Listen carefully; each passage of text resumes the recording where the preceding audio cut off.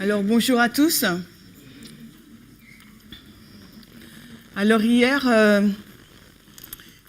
je vous ai dit que j'allais entrer dans Matthieu 13, vraiment la parabole de Matthieu 13, pour vous montrer donc le champ qui signifie le monde, et également l'esprit de prophétie qui dit que ce champ également, non seulement c'est le monde, mais il faut le comprendre comme étant l'Église dans le monde.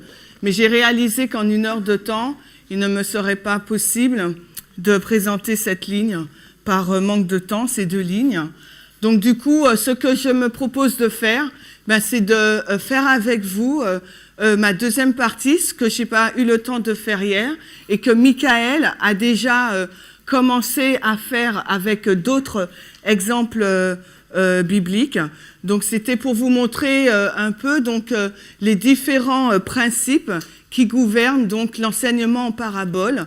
Je souhaitais que cette partie soit vraiment didactique, soit vraiment interactive, c'est pas possible, mais soit vraiment des cas pratiques pour montrer par des exemples simples et après un peu plus compliqués dans la Bible, mais aussi dans l'esprit de prophétie, parce que moi j'aime bien travailler avec les citations de l'esprit de prophétie, pour montrer les différents principes qui gouvernent l'enseignement en parabole. Donc on va lister certains de ces principes que nous avons vus depuis hier, donc non seulement avec moi, vous les avez vus, mais également avec mes deux collègues Muriel et Michael. Donc, le premier principe qu'on a vu et que nous trois, nous avons pu voir avec vous, c'est le naturel qui pointe vers le spirituel et qu'on appelle également donc littéral ou spirituel. D'accord ? On a vu déjà plusieurs exemples, alpha et oméga. Une particularité qu'on a vue que je vous l'ai mentionné, je vous l'ai aussi montré que ces caractéristiques alpha-oméga, parfois dans certains exemples, ne sont pas à l'identique, mais c'est quand même un alpha et un oméga, ou un commencement et une fin. On a vu avec Michael et Muriel et moi-même la répétition et l'élargissement. D'accord ? On va revoir encore. Nous avons vu le chiasme. Nous avons vu quoi d'autre encore? On a vu comparaison et contraste. Ah oui, contraste. On a vu que les chiffres, les nombres, étaient des symboles. D'accord? On a vu les nombres. On a vu quoi encore? Bref, Pardon? Oui, les modèles de géographie, merci. On a vu qu'il y en avait 4, mais particulièrement, on a vu le modèle de la géographie.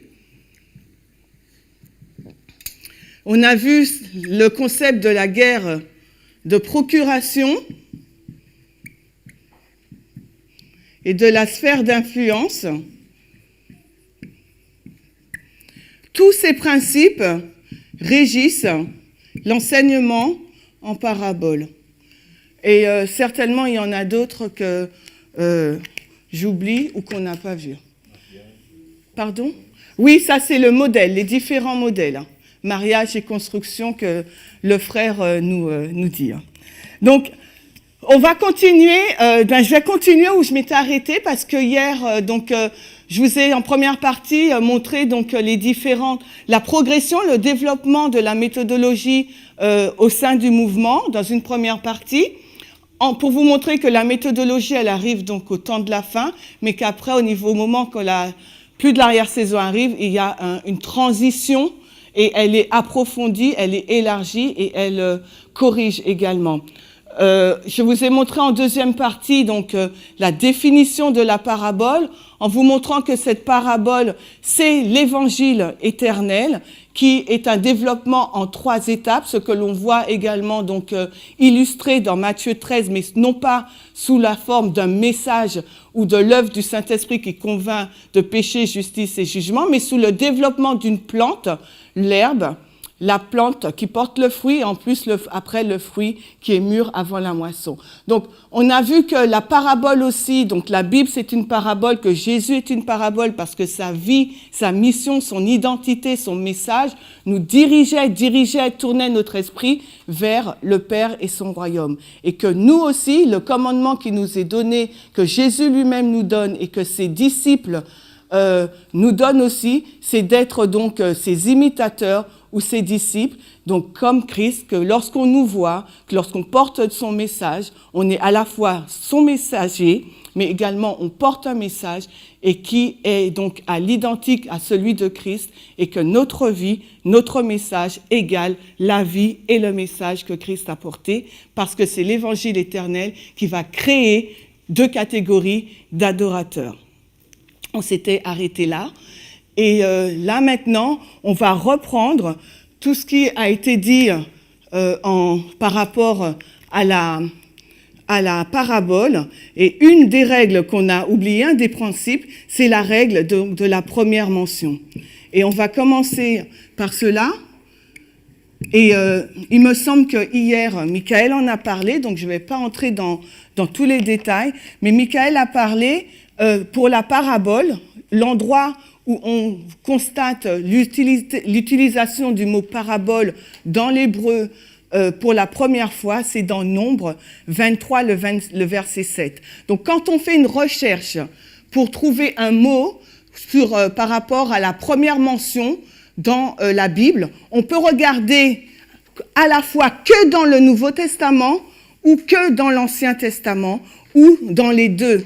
Et vous verrez que parfois, si dans l'Ancien Testament, pour le mot parabole, on nous renvoie donc à Balaam, à l'histoire de Balaam, mais dans le Nouveau Testament, on nous renvoie à Matthieu 5, ce que Muriel est en train de nous présenter, mais dans Luc 6, le sermon sur la montagne. Et là, quand vous regardez la définition du mot, au premier abord, vous dites, c'est pas pareil. Il y a des différences. Mais lorsque l'on zoome dans la signification du mot, vous allez trouver des similitudes. Et quand vous allez zoomer dans la structure, vous allez voir qu'en fin de compte, la règle de la première mention, que vous la preniez dans l'Ancien Testament ou dans le Nouveau Testament, elle se complète et contient des similitudes. Donc, pour le mot parabole, nous sommes allés dans Nombre 23, les versets 5 et 7, où là, on va le lire peut-être, Nombre 23, 5 et 7. Le Seigneur mit un mot dans la bouche de Balaam et dit « Retourne vers Balak et tu parleras ainsi. » Et le verset 7, « Et Balaam commença sa parabole et dit « Balak, le roi de Moab, m'a amené d'Amram, les montagnes de l'Est, disant « Viens, maudit Jacob, viens, mets Israël au défi. » Donc, premièrement, l'enseignement en parabole, après avoir pris la première mention, on va dans son contexte. On essaye de comprendre, de glaner les informations dans le contexte pour savoir qu'est-ce qui s'est passé. Donc, là, on peut se poser la question, donc, qu'est-ce qui s'est passé, de quoi il s'agit, qui est Balaam. Donc, Balaam, on sait que c'est un descendant d'Ésaü, d'accord ? Déjà, par rapport au texte qu'on a lu, on sait géographiquement où il se situe. Donc, on peut essayer de trouver une carte géographique et savoir, pour le localiser, par rapport à l'endroit où il vit et par rapport au roi Balak. Peut-être que là aussi, on peut glaner des informations. Donc, on sait que Balaam, c'est un prophète. On le trouve dans Genèse 36, les versets 31 à 32, d'accord ? Et le contexte, c'est que dans Nombre 22, le verset 5, on nous dit que le peuple d'Israël est sorti d'Égypte et il couvre la surface de la terre et il reste en face de Moab. Donc, si l'on prend la diapositive des cartes,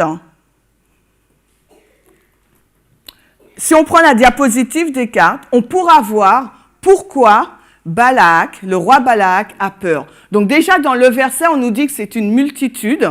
Donc si forcément on a une multitude devant nous, on a peur. Mais il y a quelque chose de particulier aussi. Quand on va prendre, pour trouver le contexte, on peut prendre donc la Bible. Mais bien sûr, on va prendre l'esprit de... SOP, c'est esprit de prophétie. Ouais. On va prendre l'esprit de prophétie.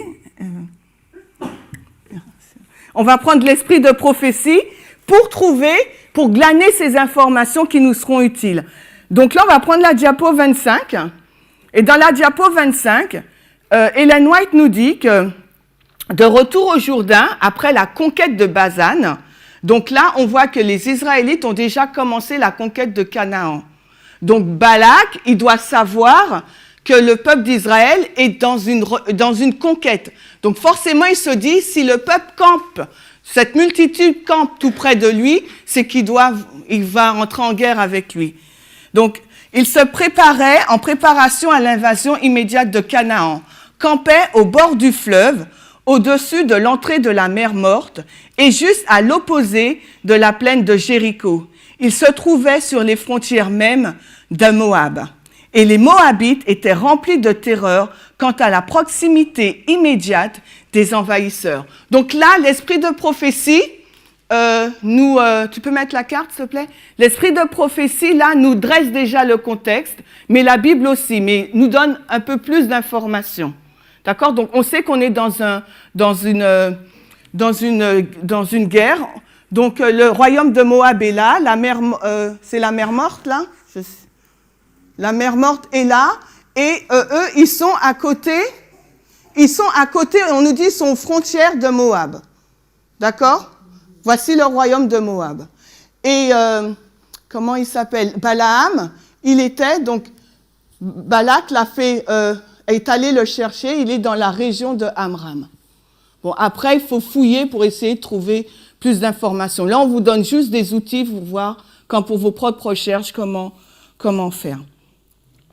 Donc, ensuite, on va essayer maintenant d'entrer dans la structure du verset pour comprendre, pour voir les différentes informations qu'on peut glaner. Donc là, on a fait cette règle de première mention, on a fait le contexte, on sait qu'on est dans une sphère d'influence parce que là, ils doivent conquérir, ils doivent prendre plus un territoire plus grand, entrer dans la promesse que le Seigneur avait fait donc à Abraham. Donc maintenant, on va aller voir si on trouve des éléments cachés dans le verset que nous avons lu, Nombre 23, le verset 7. La mission que Balak a donnée à Balaam, c'est « Viens, maudis Jacob, viens, mets Israël au défi ».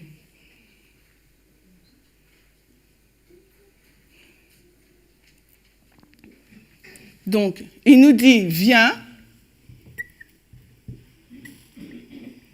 Après, il dit quoi? Viens, maudit. Maudit? Vous pouvez me le dire parce que j'ai... Merci. Donc, viens, maudit Jacob. Ensuite? Oh, j'ai pas de place. Bon. Viens, mets Israël au défi. C'est ça la mission de Balaam. On est d'accord? Par rapport à tout ce que vous avez vu depuis ce week-end, est-ce que cela vous parle? Est-ce que vous voyez quelque chose qui est illustré sur ce tableau? Donc, la complexité avec cette version... moi, j'ai travaillé sur la King James, j'ai pas regardé d'autres versions. Mais la complexité pour trouver si c'est une répétition, un kiams ou quoi que ce soit, c'est qu'il nous faut comprendre « mais au défi Israël ». Et comme ce n'est pas un langage courant, familier, donc peut-être qu'on ne peut pas voir au premier abord ce que cela signifie. Mais lorsque l'on regarde donc le mot, à ce moment-là, on va regarder le mot « mettre au défi ». Donc, je suis allée dans la concordance BDB, Brown Dagger Briggs, et là, nous avons vu donc que c'est le mot H2194 pour avoir la définition, et ça veut dire malédiction. Donc, ce mot-là veut dire, c'est H. Mince, qu'est-ce que j'ai dit déjà?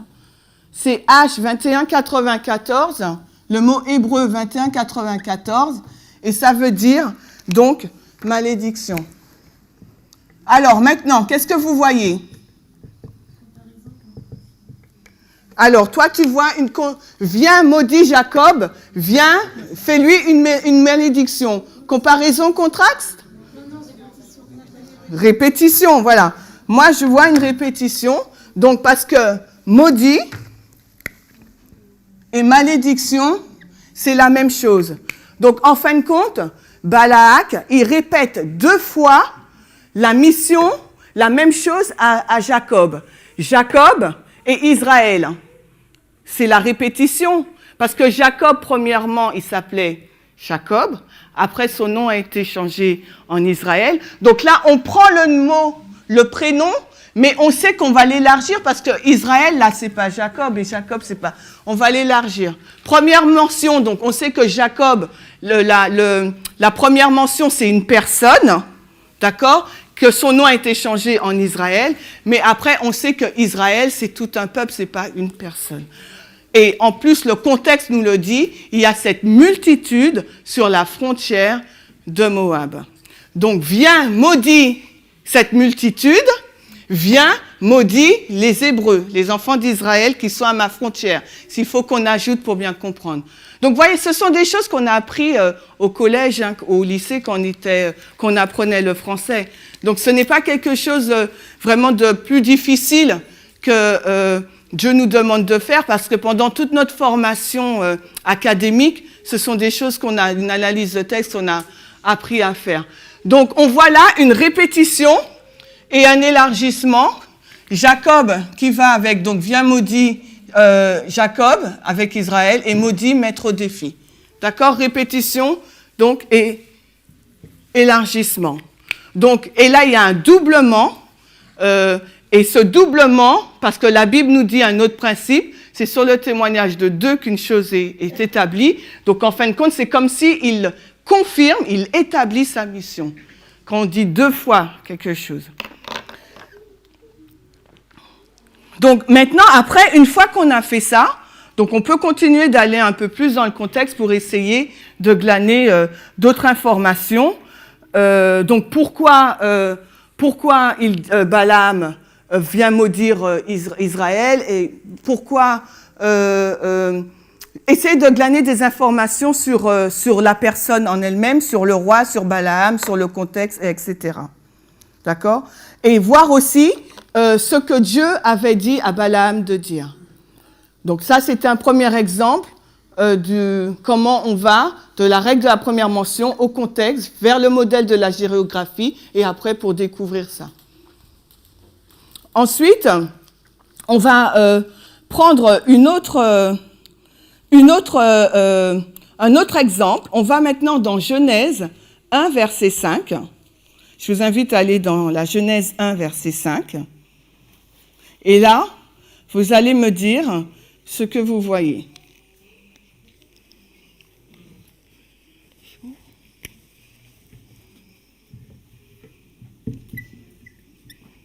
Alors, Dieu appela la lumière jour, ensuite, et les ténèbres nuit. Alors, qu'est-ce que vous voyez là?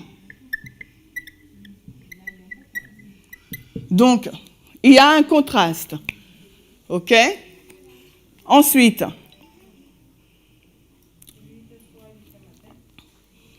alors, on va faire notre balance. On peut faire la balance. Hein.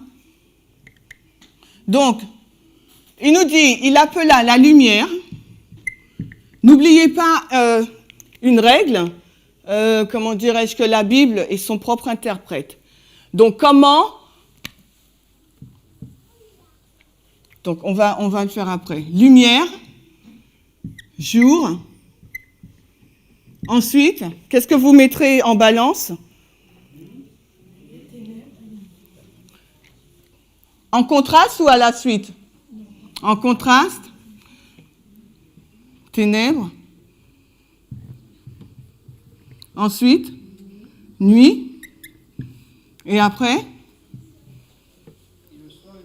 Il manque quelque chose? Soir et matin, il est où? Alors,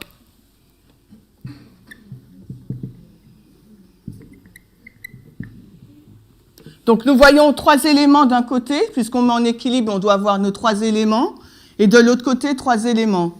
Donc on sait que la lumière, ça va avec quoi? Puisque là, on a fait quoi? On a fait compare et contraste, mais ça montre quoi dans notre structure? Ça nous montre quoi? Ça nous montre notre chiasme. Donc, lumière. Alors, voilà, c'est bien. Vous voyez comment placer les mots. Moi, je vous suis. Comment on place les mots, parce que sinon, ça ne matche pas. Voilà. C'est bien, tu as reconnu toi-même.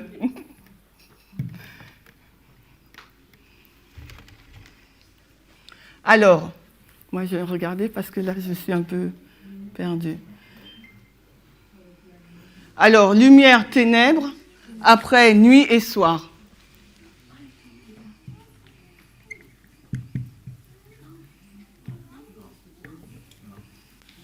La lumière, le jour va avec la nuit, le matin va avec le soir, et la lumière,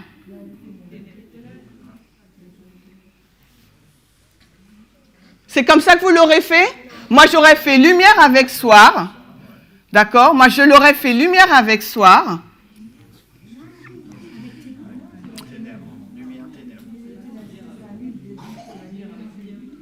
Alors, toi, j'aurais fait jour. Alors, jour avec nuit, après. Lumière avec ténèbres, après. Matin et soir. Matin et soir. Ok, très bien. Donc, maintenant, Pardon? De quoi? Ténèbres et soir. Le placer différemment. Ok? D'accord. Merci. Donc, du coup, maintenant, ce que ça nous montre, parce que bon, on peut dire, ok, on s'amuse. Mais qu'est-ce que ça nous montre? Ça nous montre que dans la Bible, quand on va voir le mot lumière ou jour, vous voyez, on sait que lumière égale jour. Donc, quand on va étudier et on va lire un texte, mais n'oubliez pas la règle 10 de William Miller, un mot peut avoir plusieurs significations. Donc, quand on va voir le mot lumière, on sait que ça peut être un synonyme de jour ou du matin. Donc, en fin de compte, c'est ce que ça nous donne comme information. C'est pas juste le fait de s'amuser à faire ou à découvrir un chiasme. Ça nous donne des outils pour pouvoir comprendre mieux la Bible. Parce que des fois, dans un verset, on n'aura pas lumière. Donc, il faut qu'on sache où ça nous ramène. D'accord? Donc, il y a ça. Ensuite, nous pourrons prendre également un autre exemple. Et on va dans Psaume 37, le verset 9. J'aime particulièrement...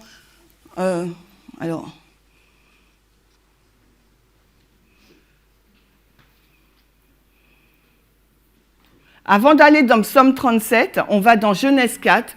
J'aime particulièrement ce verset parce qu'il nous parle.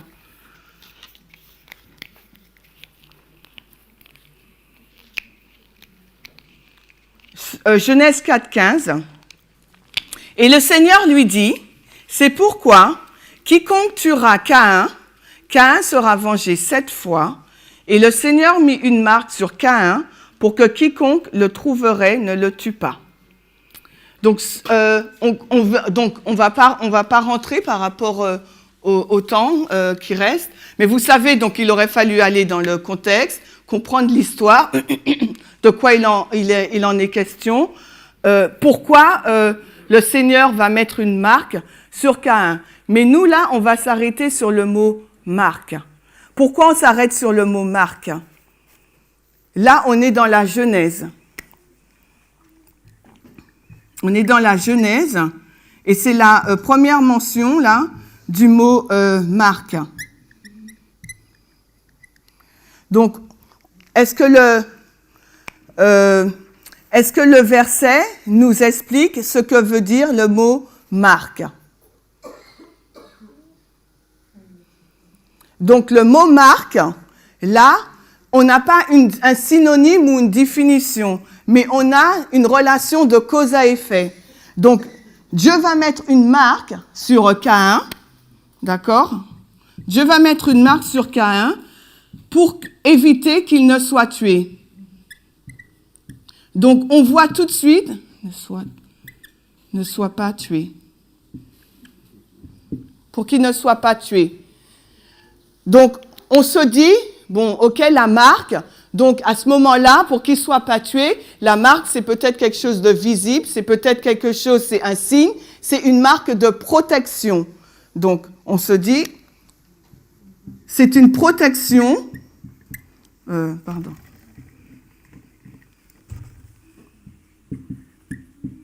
c'est une protection divine. Mais maintenant, comment je vais faire ? J'arrive là. Qu'est-ce que je vais faire après dans mon étude ? Si j'essaye de tracer le mot marque, ça me fait penser à quoi ? Qu'est-ce que je vais faire ? On est dans la Genèse. Où j'irai ? Dans le Nouveau Testament, d'accord, mais où ? Dans Apocalypse. Donc là, je suis en train de faire quel principe ? Alpha, oméga. Ok, donc là, on est dans l'alpha et l'oméga. Je peux effacer en haut ? Donc, on est dans l'alpha et l'oméga. Donc, Genèse. Thank you. Donc, Genèse.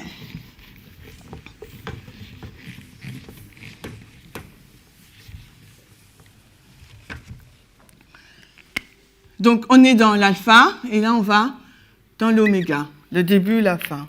Donc, on a cette marque qui est donc cette protection divine. Mais dans l'oméga, on parle de quoi ? On va aller donc dans Apocalypse 13 et verset 16. Et aussi dans Apocalypse 20, le verset 4. Mais déjà, si là on sait que c'est une protection divine, donc de l'autre côté on aura quoi ?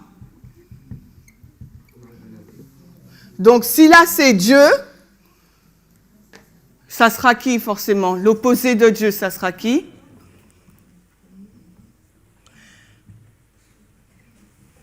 Mais attention, parce qu'il peut y avoir plusieurs couches quand on trace un mot. Il peut y avoir plusieurs vérités ou plusieurs niveaux. Donc, il faut bien qu'on sache de quoi on parle. Alors, soit on fait compare et contraste, soit on cherche que le mot marque au niveau de la protection divine. D'accord ? C'est à nous de savoir qu'est-ce qu'on veut souligner dans l'étude. On est dans Apocalypse 13, le verset 16. « Et il fait que tous, petits et grands, riches et pauvres, libres et asservis, reçoivent une marque en leur main droite ou en leur front, et qu'aucun homme ne puisse acheter ou vendre, sauf celui qui avait la marque ou le nom de la bête ou le nombre de son nom. » Là, on parle de qui ou de quelle marque ? Est-ce qu'on est dans la marque de Dieu ou dans la marque de son ennemi? On est dans la marque de son ennemi dans Apocalypse 13. Est-ce que c'est ce qu'on veut, nous ? Qu'est-ce qu'on veut quand on va faire notre étude ? C'est à nous de définir. Soit on fait une comparaison, un contraste entre la marque de Dieu et la marque de l'ennemi, ou on trace simplement donc la marque de Dieu en signe de protection. Donc à ce moment-là, soit on va dans Apocalypse 13, le verset 3 qu'on a lu, Apocalypse 16, ok, ou soit on va dans un autre texte. Mais si on met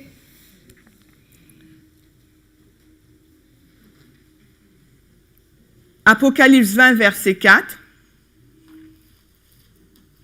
« Et je vis des trônes, et ceux qui étaient assis dessus, et le jugement leur fut donné, et je vis les âmes de ceux qui avaient été décapités pour le témoignage de Jésus et pour la parole de Dieu, et qui n'avaient pas adoré la bête, ni sa statue, et qui n'avaient pas reçu sa marque sur leur front ou en leurs mains, et ils vécurent et régnèrent avec Christ 1000 ans. » Donc là, ces deux textes que j'ai pris, c'est pour montrer donc qu'il y a deux catégories qui reçoivent une marque. Il y a deux catégories qui reçoivent une marque. Maintenant, ça sera à vous de savoir où vous les placez. Soit on les place au niveau de ceux qui ont reçu la protection divine, ou soit on les place au niveau du camp de Christ. Parce que la parabole montre toujours le choix que deux catégories fera. D'accord ?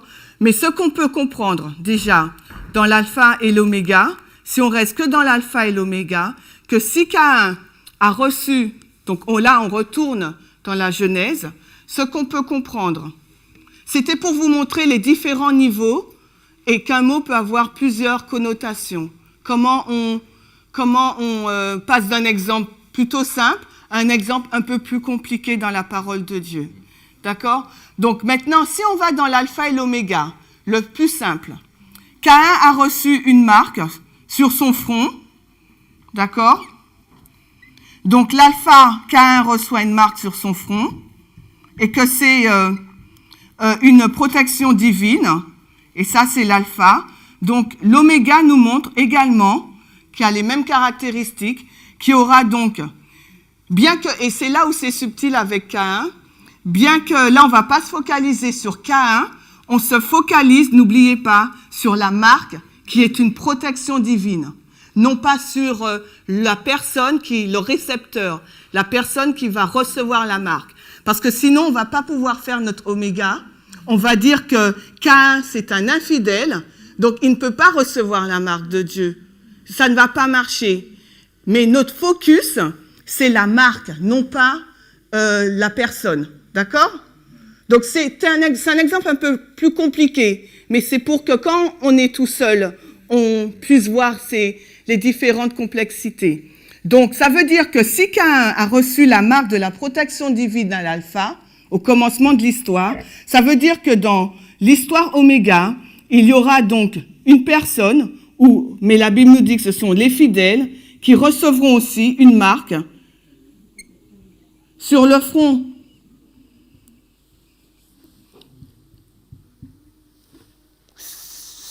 Vous êtes d'accord ?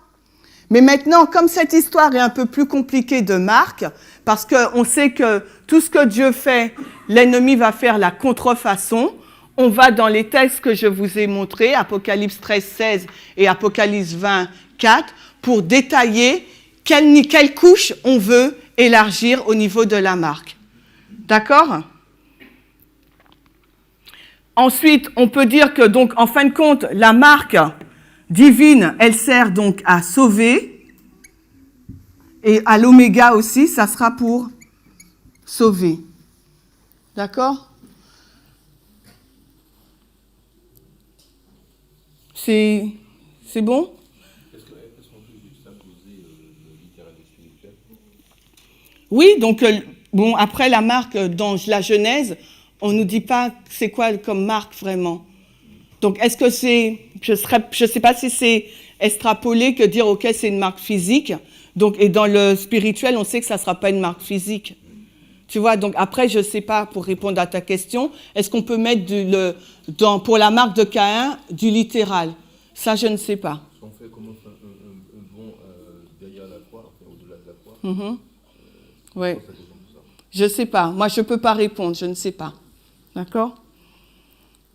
Donc, on va prendre un autre. On va maintenant retourner dans l'exemple, un exemple plus simple peut-être, où il nous est dit, dans Psaume 26, après on prend un autre exemple un peu plus complexe, un peu comme la marque. Le Psaume 26, 5 et 6, 4, 5, pardon, le Psaume 26, 4 et 5, où il nous est dit « Je ne me suis pas assis avec des personnes vaniteuses, et je n'irai pas non plus avec les hypocrites. J'ai haï la congrégation des faiseurs de mal, et je ne m'asseyerai pas avec les pervers. » Donc, je ne peux pas écrire cette longue phrase, mais vous l'avez en face de vous, d'accord? Donc, qu'est-ce que vous voyez dans cette phrase par rapport aux différents principes qu'on a énumérés? Et un truc, c'est quoi? Ok, donc ça, c'est un bloc de phrases. Et ce bloc de phrases, qu'est-ce qui se passe? Ok, donc pour toi, tu dirais que c'est quoi alors? Je ne me suis pas assise avec des personnes vaniteuses et je ne m'asserai pas avec les pervers. Mais il a oublié une bonne partie du verset. Donc moi, ce que je vous propose, c'est une répétition, un élargissement également. Voilà. Donc je ne suis pas assis avec des personnes vaniteuses et je n'irai plus non plus avec les hypocrites. Donc là, la Bible est en train de nous donner la définition de ce qu'est une personne vaniteuse. Et alors, une personne vaniteuse, c'est qui? Comment la Bible qualifie une personne vaniteuse? Elle la qualifie d'hypocrite. Donc parfois, vous verrez que la définition biblique est différente de notre définition littéraire française dans le dictionnaire qu'on trouve dans le dictionnaire. Et ensuite, elle dit « J'ai haï la congrégation des faiseurs de mal et je ne m'asserai pas avec les pervers. » Donc non seulement les personnes vaniteuses sont des hypocrites, mais que ce sont des personnes qui sont dans l'assemblée et qui font le mal et que c'est également des pervers. Donc, font le mal.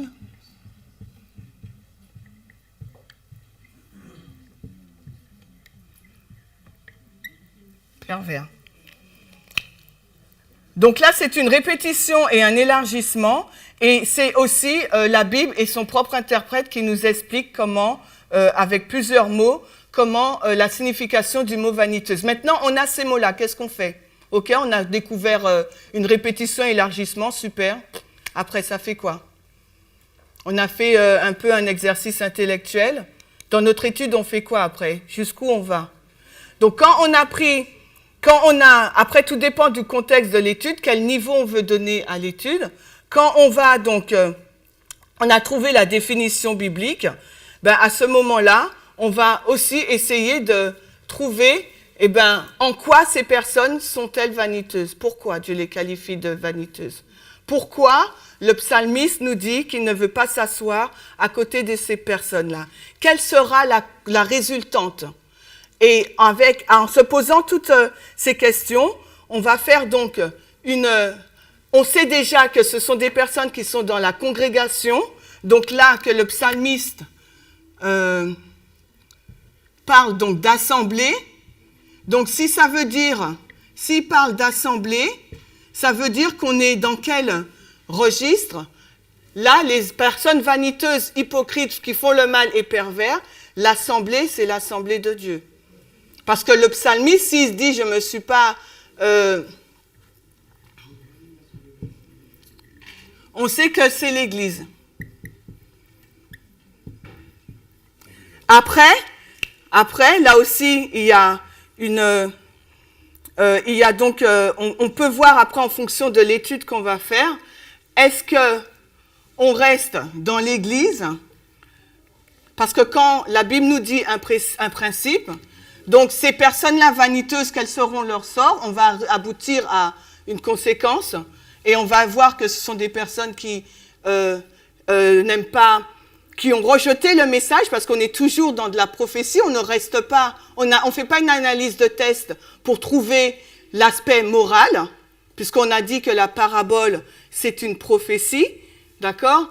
Donc, on va chercher l'aspect prophétique. Donc, pourquoi sont-elles hypocrites et perverses, et elles font le mal et vaniteuses au niveau prophétique? Et on sait que la parabole, c'est un message. Donc, ça va toujours tourner au sujet de ça. Donc, il y a certainement un message qui est arrivé par le biais d'un prophète, par le biais d'un envoyé de Dieu, et ces personnes ont eu une attitude qui était contraire à la volonté de Dieu. Donc, ensuite, comme on est dans la prophétie, on sait qu'il y a cette injonction de Dieu, premièrement l'Église, puis le monde. Vous voyez, après on va élargir. Donc on élargit et on se dit, ok, donc l'assemblée de Dieu, Dieu va juger donc ces personnes hypocrites, etc., dans son Église, mais après, s'il va juger son Église, forcément, il va aussi juger le monde. C'est bon?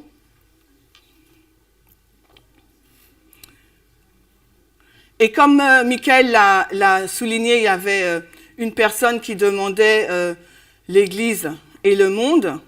Je ne sais pas si c'est ce que cette personne souhaitait, mais ensuite, quand on va dans l'Église et dans la parabole de Matthieu 13, on voit également que dans l'Église, il y aura donc 2 groupes. D'accord? Et Michael l'a montré hier dans son étude. Donc, il y aura le blé et l'ivraie. Donc, ce qui signifie que dans le monde aussi, il y aura le blé et l'ivraie. Alors, comment, dans nos lignes prophétiques, on le voit, ce schéma-là? C'est quelque chose que vous savez déjà, parce que si on prend l'histoire des Millérites, pour que ce principe Église plus le monde puisse être illustré, déjà on va prendre notre prophétie de 1300 soirées matin, d'accord? Donc on sait que cette prophétie a commencé en moins 457, et c'est fini en 1844. On sait qu'il y a eu donc une période de probation de 490 ans. Daniel 9, on est dans les versets Daniel 9, 24 à 27.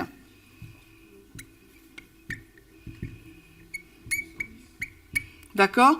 Et là, après, à ce moment-là, en l'an 34, par l'événement de la lapidation d'Étienne, nous savons que l'évangile n'était plus confiné pour la nation juive, mais elle est partie dans le monde.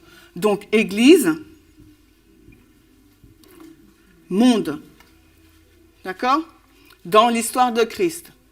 Maintenant, dans l'histoire des Millérites, quand les Millérites, ils ont compris leur message, ils se sont dit, eh bien, il y a le monde protestant et le monde. Mais quand le premier désappointement, donc l'église protestante, c'est l'église, et le monde, ben, c'est le monde, c'est ceux qui n'avaient pas accepté le message des Millérites. Là encore, on voit que ce n'est pas sur la morale. C'est un message que Miller annonçait. Dans 25 ans, Christ revient. Mais quand en 1843, Christ n'est pas revenu, donc 18 avril 1844 dans notre ère, que s'est-il passé? Il y a eu donc une séparation, d'accord? Et à ce moment-là, les Millérites ont compris qu'en fin de compte, il ne s'agit pas que des protestants et le monde, mais il s'agit donc l'Église de Dieu. C'était donc les protestants et les Millérites, après le monde. Voyez? Donc c'est exactement la même chose qu'on a fait là. Et ensuite, donc si on va dans notre ligne, et c'est ce que Ellen White nous montre dans le Matthieu 13. Christ dit que le champ, c'est le monde, mais Ellen White nous dit, mais il faut comprendre aussi l'Église dans le monde. Donc, c'est ce schéma-là qu'ils sont en train de montrer. Christ, il montre le monde, mais Ellen White, elle montre l'Église dans le monde. Donc, il y a les deux catégories. Mais on sait que dans l'Église, quand on prend la parabole de Noé, pour ceux qui connaissent cette étude, ou si on prend Esdras 7.9, nous savons que dans le peuple de Dieu, il y avait donc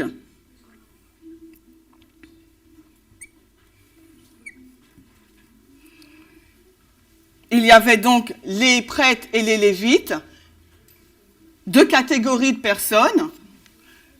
Donc nous, on va dire, on va dire c'est l'adventisme, on va dire l'adventisme et le monde, mais quand on scinde, au sein de l'adventisme, on voit deux groupes. Ou on peut dire aussi, là où c'est subtil, tout dépend de quoi on veut montrer, de ce qu'on veut montrer. Donc on peut dire les prêtres et les lévites et les nétiniens. Mais si on veut rester dans la ligne, pour ceux qui m'ont demandé, du monde ou bien de l'Église, cette ligne-là, ça sera la ligne de l'adventisme, ça sera l'Église adventiste nominale et ce mouvement. Ça, c'est la ligne de l'Église, non pas les individus qui se trouvent dans l'Église. Là, c'est le jugement des individus qui se trouvent dans l'Église, les prêtres et les lévites, mais là, c'est ce qu'Ellen White nous dit, l'Église dans le monde. Donc, toujours deux catégories. Donc, l'Église adventiste et le mouvement, nous. D'accord ? Donc, cette notion de jugement, Église, premièrement, plus le monde, tout dépend à quel niveau on veut le regarder. Si on veut le regarder au niveau global, général, Église plus le monde, ou si on veut le détailler et le zoomer, et là, on va montrer que dans chaque catégorie, que ce soit l'Église ou le monde, il y a deux catégories, l'ivraie et le bon grain, dans chacune des catégories. D'accord ? C'est compréhensible? Ok. Donc là, on est toujours dans, on est dans l'alpha et l'oméga. On est également aussi dans le naturel et le spirituel.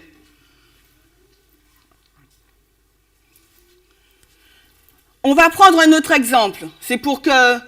Donc c'est pour ça quand vous allez aborder un texte biblique, c'est juste que pour que vous puissiez avoir ces automatismes.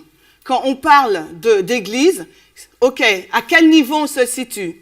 Quand on parle de jugement, à quel niveau on se situe? Et quelle direction on veut donner dans notre étude? Parce que les conclusions seront différentes. Parce que si je fais une conclusion, cette ligne-là, les adventistes nominaux et le mouvement, la conclusion sera différente que si je me focus sur les prêtres lévites, les prêtres et les lévites. Leur fin de temps de grâce sera différente. Vous voyez? Le message sera le même, mais leur fin de temps de grâce est différente. Donc c'est pour ça qu'il faut bien savoir de quoi on parle. Et souvent, ce qui arrive, on mélange les choses. On n'est pas suffisamment rigoureux dans l'étude et donc du coup, on mélange les différentes lignes et on arrive à quelque chose de pas forcément juste. Et je le dis aussi pour moi parce que c'est un exercice qui n'est pas facile à faire. Ensuite, on va prendre un autre exemple pour montrer un peu comment vous pourrez, au sortir de ce séminaire, nous l'espérons, étudier par vous-même plus facilement, avec un peu plus de pratique. Je vous sens un peu dubitatif. Ça va? Si on fait, le psaume 37, le verset 9.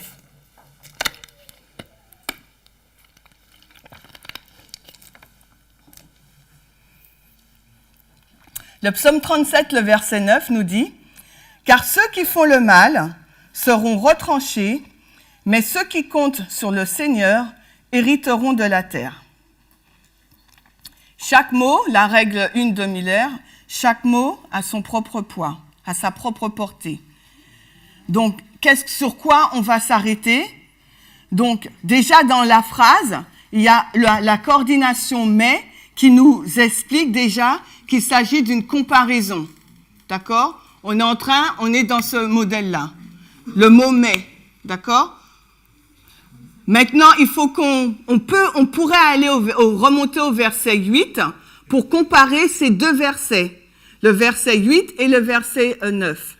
Mais on va rester au verset 9 seulement. Pourquoi je dis qu'on peut remonter au verset 8? Là, c'est juste de la grammaire, parce qu'on a le mot « car ». Donc, ça veut dire qu'on doit remonter au verset 8 pour comparer ces deux versets ensemble. Mais si on reste qu'au verset 9, là, on va voir donc qu'il y a un chiasme et qu'il y a un élément qui manque. Donc, il aurait fallu qu'on fasse donc la balance. D'un côté, il y a ceux qui font le mal et qui seront retranchés. Et après, donc, il y a ceux qui comptent sur le Seigneur et qui hériteront de la terre. Donc là, on nous montre déjà combien de groupes. Vous voyez, donc, quand on aborde un verset biblique, vous voyez qu'au niveau prophétique, c'est toujours la même chose. Parce qu'on est toujours dans cette guerre de procuration et cette sphère d'influence. Quel choix on fera? De quel côté nous placerons-nous?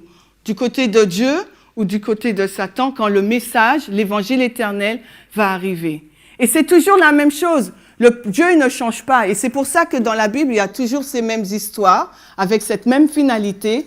Dieu, il veut nous sauver. C'est pour ça qu'il a envoyé son Fils, Jésus, non pas pour que le monde puisse être perdu, mais que le monde puisse être sauvé. Donc c'est toujours le même thème récurrent, quelle que soit l'histoire qu'on aborde, et là vous le voyez.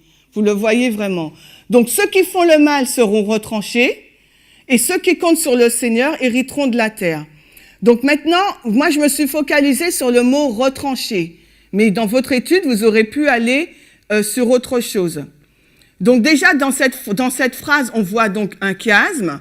Donc ça veut dire qu'on sera obligé de comparer donc deux groupes. Donc deux groupes avec des caractéristiques différentes et aussi avec une finalité différente. Le but de voir le chiasme, c'est pas juste pour dire « Ok, j'ai trouvé un chiasme », c'est que ça doit nous enseigner des choses. Donc ensuite, si nous faisons donc avec le mot « retranché » une recherche, donc on irait dans la règle de la première mention, on recommence à chaque fois le même exercice, on fait toujours notre œuvre de détective. Je prends le mot « retranché » et je le trace dans la Bible. Là, je fais une recherche de mots parce que déjà, la structure m'a donné déjà des informations. Donc, également, quand on fait une recherche de mots, quand on va dans la première mention, on n'est pas obligé de rester qu'aux mots parce qu'il y a des mots périphériques qu'on peut prendre. D'accord? Je vais vous montrer, par exemple. Donc, on fait cette recherche de mots retranchés, donc en anglais, donc en anglais c'est le mot cut-off, on arrive donc dans Genèse 9, 11. On arrive tout de suite dans le livre de la Genèse, qui est l'alpha. Donc déjà, on se dit, mince, si on va dans la Genèse, ça veut dire, et que c'est l'alpha, ça veut dire que je dois diriger mon esprit vers où? L'oméga. Voilà, vous commencez à avoir l'automatisme. Donc, pardon? Dans Daniel? Oui, mais si tu es dans le livre de Genèse, l'oméga de la Genèse, c'est l'Apocalypse. Donc, on va dans l'Apocalypse. Donc, après, ça nous parle donc de retrancher et ça nous amène dans l'histoire de Noé. Genèse 9, 11. Donc, on se dit, si c'est l'histoire de Noé, si on parle de retranchement, des personnes qui seront retranchées, là, ça nous fait tout de suite penser donc à une destruction. D'accord? Vous êtes d'accord avec moi? Donc, on est dans Genèse 9, 11, et on est dans l'histoire de Noé. Et nous savons que l'histoire de Noé, là encore, on la regarde à un niveau prophétique et non pas à un niveau moral. On sait que ceux qui ont été retranchés dans l'histoire de Noé, c'est parce que sont été des personnes vaniteuses, sont été des hypocrites, des personnes qui faisaient le mal, pervers, qui ont rejeté, mais pas au niveau moral, au niveau prophétique, qui ont rejeté le message du salut. Donc, qu'est-ce qui s'est passé? Elles ont péri. Et elles ont péri où, ces personnes? Déluge. Et le déluge, c'est quoi? Je le fais comme ça parce que il me reste 4 minutes. C'est l'alpha de la destruction du monde.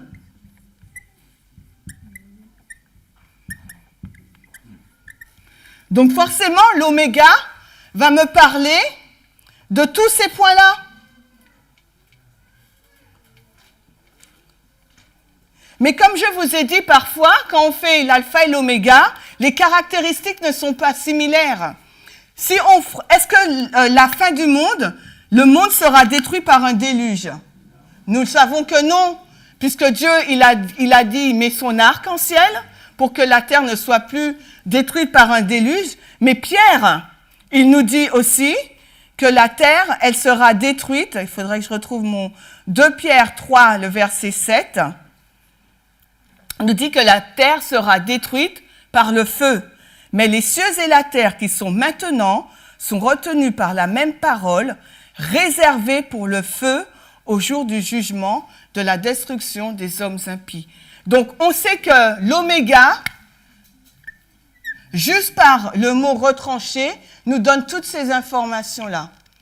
Donc, on sait que là, ça sera le feu. Et que c'est aussi, donc, la destruction du monde. D'accord?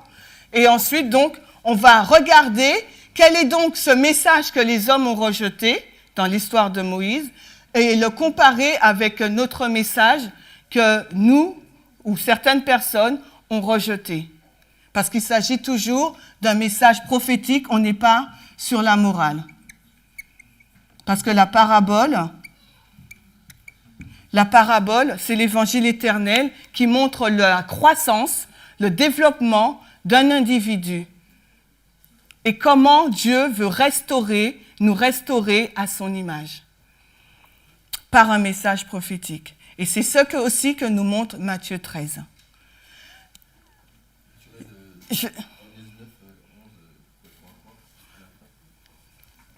Alors, Genèse 11, 9, 11, j'aurais mis Daniel. Pourquoi tu m'as dit Daniel? Pour ça? Excuse-moi. Ah, d'accord. Daniel 11. Après, le verset en tête, je ne l'ai pas. Mais c'est dans Daniel 11, 40 à 45, de toute façon. D'accord? Parce que c'est notre message de vérité présente. Donc, c'était juste des cas pratiques. C'est vrai, dans un grand groupe comme ça, ce n'est pas évident parce que j'ai voulu un peu vous faire parler, mais ce n'est pas évident. Mais c'est juste pour vous montrer que ce n'est pas juste pour faire des graphiques, répétition, élargissement, etc. C'est pas ça le but du jeu. C'est de comprendre, en utilisant ces principes, l'enseignement que nous allons y dégager et le sens, la direction que prendront nos études. Et ne pas oublier que c'est toujours axé donc sur un message prophétique par lequel le Seigneur veut restaurer son peuple, parce qu'on est dans quand le message de la vérité présente arrive, quand l'enseignement en parabole arrive, parce que Jésus disait, les temps sont accomplis. Il était là, la prophétie était accomplie. Donc de même pour nous, dans notre génération, quand l'enseignement en parabole arrive, c'est que Jésus est en train de nous dire les temps sont accomplis et que nous sommes la 4e génération. Nous devons échapper à la destruction qui est sur le point de venir. Et pour échapper à cette destruction, il nous faut aller du côté des bénédictions de Christ lui-même. J'espère que que ce week-end a été bénéfique, les messages que nous avons essayé de partager avec vous, que vous pourrez les mettre vous-même en pratique progressivement. Ça demande de la pratique, ça demande de la persévérance, et que dans vos groupes, vous serez en mesure d'échanger avec peut-être maintenant cette nouvelle vision et ces nouveaux outils. Et nous prions que Dieu puisse vous bénir abondamment comme il le fait avec nous depuis que nous mettons cela en pratique de plus en plus. Je vous invite à vous agenouiller pour la prière. Éternel Dieu, notre Père, nous te remercions, Seigneur, de ta bonté envers nous, de ce que tu sois patient.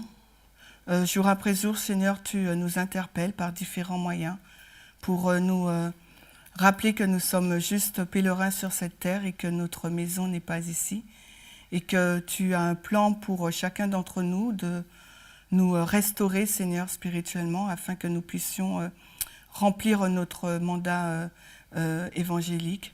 Nous te prions afin que nous puissions avoir l'esprit tourné vers ce message prophétique que tu nous as donné, qui seul pourra nous restaurer intellectuellement, moralement et spirituellement à ton image. Et nous te demandons de nous nous aider et de nous permettre d'avancer jour après jour dans ces vérités nombreuses que tu nous révèles jour après jour. Nous te prions également pour que tu puisses bénir ces aliments que nous allons prendre et partager ensemble, et que ces aliments puissent nous procurer l'énergie dont nous avons besoin durant cette journée. Que toute la gloire te soit rendue au siècle des siècles, au nom de Jésus. Amen.